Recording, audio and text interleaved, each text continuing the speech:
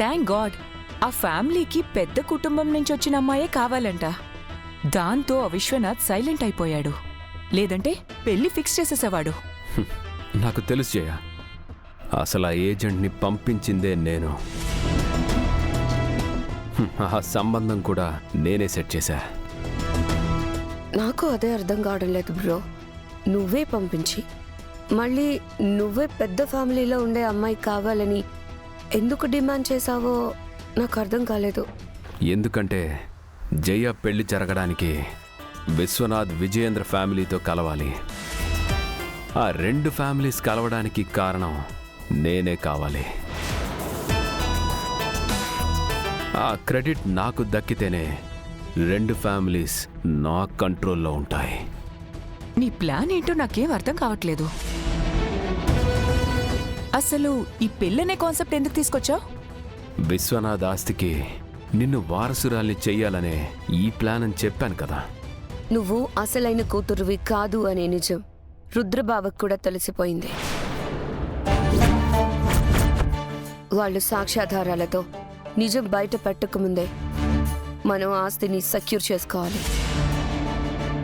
మీరు అనవసరంగా టెన్షన్ పడుతున్నారేమో అని నాకు అనిపిస్తుంది. వాళ్ళని ఎమోషనల్ బ్లాక్మెయిల్ చేసి లాక్ చేశాను కదా. ఇంకా ఎవరేం చెప్పినా వినరు అని నా నమ్మకం. అయినా అసలు కూతురు ఉందో లేదో ఎవరికి తెలుసు? విశ్వనాథ్ సుధల కూతురు ఉంది. వాళ్ళకి దగ్గరగానే ఉంది. వాళ్ళని రెగ్యులర్గా కలుస్తూనే ఉంది. ఏమంటున్నారు? ఎవరా కూతురు? గంగ. గంగ గంగ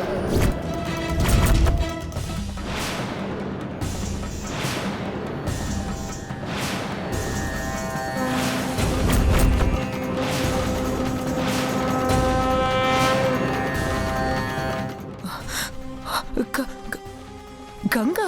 ఈ నిజం పైడిరాజు లచ్చమ్మలకు కూడా తెలుసు.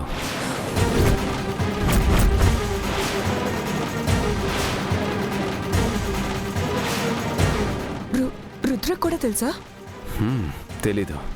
గంగా విశ్వనాథ్ గారి కూతురైతే మరి పైడిరాజు లచ్చమ్మ ఆ విషయాన్ని రుద్రతో గాని విశ్వనాథ్తో గాని ఎందుకు చెప్పలేదు? నువ్వు రాకముందు చెప్పడానికి ఏదో భయం అడ్డుపడింది. నువ్వు వచ్చాక చెప్పడానికి నమ్ముతారో లేదో అనే అనుమానం అడ్డుపడుతుంది. వాళ్ళు నిజం బయట పెట్టేలోపే మనం తొందరపడాలి. అందుకే పెళ్లి ప్లాన్ వేశాను.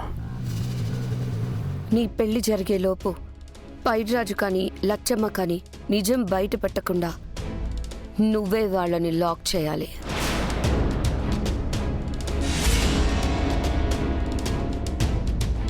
టెన్షన్ పడకు జయ. నేను చెప్పేది బ్లైండ్గా ఫాలో అవ్వు.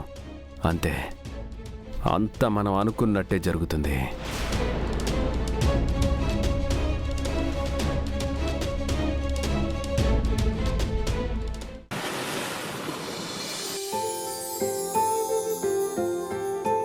ఇప్పుడు నా మనసు చాలా తేలిగ్గా ఉందండి.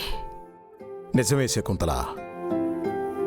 కార్తీక్ స్థానంలో మరెవరైనా ఉండుంటే మన మొహం కూడా చూసేవాళ్లు కాదు. చాలా సహనం, వినయం కలిగిన అబ్బాయి. అవునండి, చాలా మంచి అబ్బాయి. బాను కళ్ళని చూస్తూ నాకు వదిలి రాబుద్ది కాలేదు. రోజు కార్తీక్ మన కళ్ళ ముందే తిరిగితే బావుండు అనిపిస్తుంది. రుద్ర, కార్తీక్తో బాను కళ్ళ గురించి చెప్తుంటే ఎందుకు అడ్డుపడ్డావు? తనకి నిజం తెలియదు పెద్దమ్మా. కార్తీక్కి గనక నిజం తెలిస్తే ఈ కారణంతోనే తనకు జాబిచ్చామని, తన ఎబిలిటీ మీద నమ్మకంతో కాదని ఉద్యోగానికి రిజైన్ చేసినా చేస్తాడు.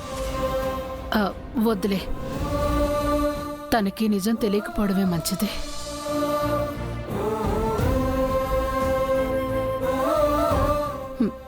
మనం అప్పుడప్పుడు బాను కళ్ళనైనా చూసుకోవచ్చు.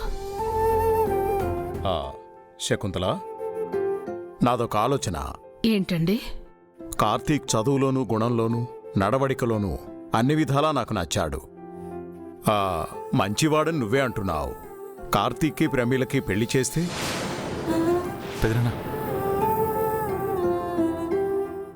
నువ్వు కోరుకున్నట్టు కార్తీక్ మన కళ్ళ ముందే ఉంటాడు కదా. నేను చెప్పాలనుకున్నది పెద్దోరే చెప్పేశారు.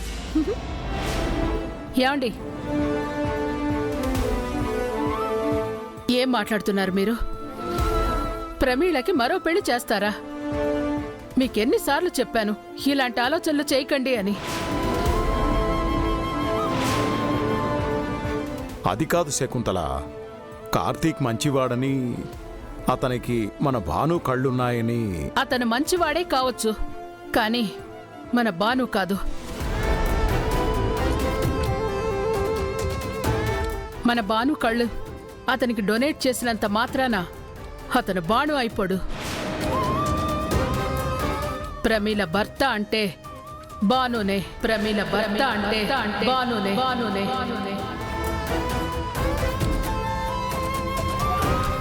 ఇది ఎప్పటికీ మారదు.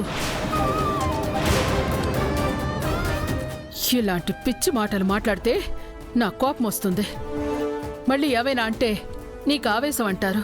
అది కాదు శకుంతల, ఇంకొకసారి నా దగ్గర ఇలాంటి టాపిక్ తీసుకురాకండి. ఎప్పుడు ఎలా ఆలోచిస్తావో నీకే తెలీదు. సలే కార్తీక్ గుంటడితో పెళ్లి గురించి మాట్లాడకపోవడం మంచిదైందా? పెద్దమ్మాయి అడిగితేనే కసురుకు ఉంది, మనం అడిగితే అమ్మోరు కత్తికి బలైపోదు. పెద్దమ్మ దీనికి ఒప్పుకోదని నాకు తెలుసు, కానీ ఒప్పుకునే టైం అంటూ ఒకటి వస్తుంది. అప్పటి వరకు మనం వెయిట్ చేయాలంతే.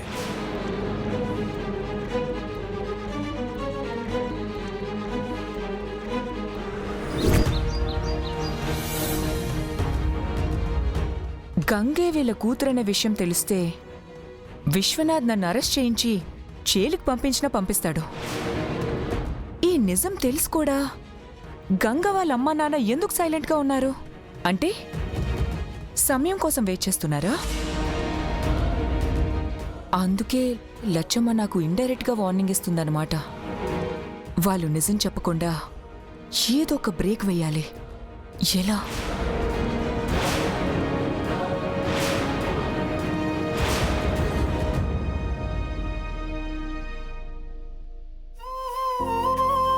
లచ్చి, ఇదిగో అమ్మగారు చెప్పిన కూరగాయలు ఉన్నాయో లేదో చూసుకో.